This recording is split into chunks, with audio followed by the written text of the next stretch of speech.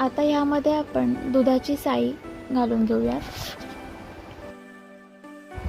साई ही store केलेली होती ती घेतलेली आहे.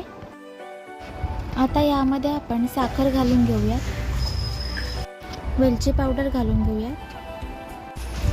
हे मिक्स करून आता यावर झाकण ठेवून देऊयात. ह्याला पाणी सुटलेलं आहे. आपल्याला छान ढवळून त्याचं पाणी आटेपर्यंत गॅस फ्लेम आपण आता जास्त ठेवणार आहोत. हलवा आपल्याला पूर्ण सुका करायचा आहे. हा छान सुकल्यानंतर आता आपण याच्यामध्ये ड्रायफ्रूट्स घालून घेऊयात. गाजर हलवा आता रेडी झालेला आहे. खूप छान दिसत आहे आणि छान शिजलेला पण आहे. सुवास पण खूप छान येतोय. आपण बाउलमध्ये काढून घेऊयात गाजर हलवा. पुन्हा भेटूया नेक्स्ट रेसिपी सोबत.